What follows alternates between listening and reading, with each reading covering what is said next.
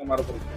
નમસ્કાર દર્શક મિત્રો, મારું નામ વેનીલા રસિકલાલ મારવાલા, અગ્નિદાહ સેવા કેન્દ્રના પ્રમુખ.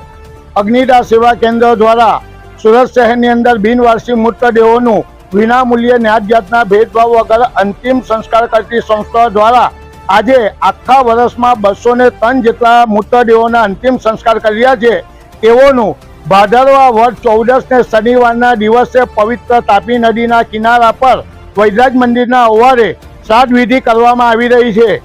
આ શ્રાદ્ધ વિધિની અંદર જે લોકો એના સ્વજનોને શોધખોળ કરવા આવ્યા હતા તે લોકોની 2 લાશોની ઓળખ થઈ એવું અનુમાન અમે લગાવી રહ્યા છે અને 2 લાશની ઓળખ થઈ જ છે. ત્યારબાદ બિનવારસી મૃતકોનો જે અમે શ્રાદ્ધ કરી રહ્યા છે તેના અનુસંધાનમાં બ્રહ્મ ભોજન રાખ્યું છે.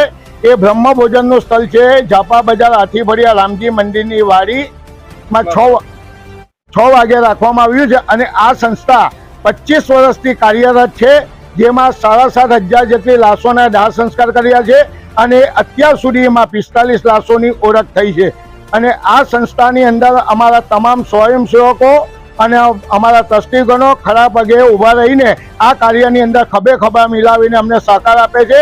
અને આ કાર્યની અંદર જે મહારાજ અમારા નિશાનભાઈ કુલદીપભાઈ મહારાજ આજે 25 વર્ષથી આ સંસ્થા સાથે સંકળાયેલા છે અને એ લોકો આ સંસ્થાને વિધિમાં પણ વિનામૂલ્યે સેવા આપી રહી છે.